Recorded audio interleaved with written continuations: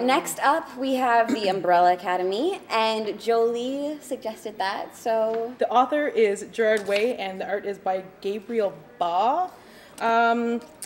It's just a 6-issue run of the first volume. It's about 6 beings who are born into this world and are adopted by another being called the Monocle, and his death, spoiler alert, his death kind of brings them together to resave the world, and that's kind of where it takes off from there. So it's not really a spoiler, it's just... Yeah. And what did you think of it? What made you bring it to the table? I actually heard a young girl talking about it in a comic book shop on Free Comic Book Day. She was actually looking for it specifically because the author of this book is the lead singer for My Chemical Romance. So, who, I mean, I don't know about you ladies, but I thought that was kind of interesting, and it's like, you know... Yeah, because you wouldn't really... Usually when they collaborate like that, it's not all the time that best. Yeah. But actually, no, I was surprised. I was actually surprised when you told me that, because I had no idea. I just read The Umbrella Academy, and then you told me that the lead singer of My Chemical Romance actually wrote it, and I was really impressed. Yeah, and I think when I was telling Jenny, she was like, my what? Well, and it's actually, you brought up too that in The Umbrella Academy, when they make mention of him and they do his little biography, it just says at the end, and he's in a band, which was cool. But getting back to the comic book, how do you guys feel?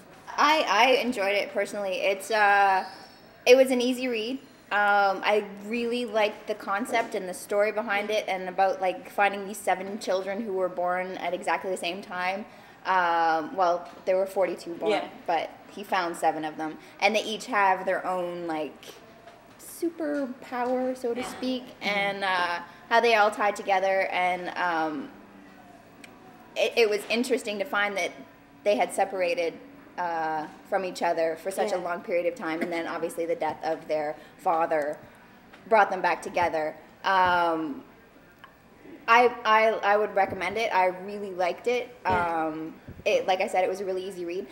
The artwork I thought was awesome. I found that it became better written as issues went on. Like, his story and everything was really cool, but it was a little weak in parts as far as like the actual dialogue and that. But as it went on, I think it got better. And I think probably with him, it's just like almost adapting to it and feeling easier in his skin as he wrote it and developed the characters and everything. Yeah. And well, speaking of character development, that's one thing that I definitely noticed in this that sometimes is lacking in other stories, where they really spent a lot of time playing each character off of each other, and because it's not all just about kids, and they don't spend the whole time being kids.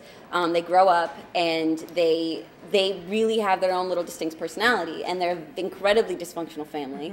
And I really like that, because it added a lot of like realism to it. You could relate to it, but it's also in this fantastical kind of environment and with these crazy villains. And it surprised me, because at first when I started going through it, I didn't know if it was going to have a juvenile feel to it, but I actually really, really liked it. And as I read it, I really, really enjoyed it.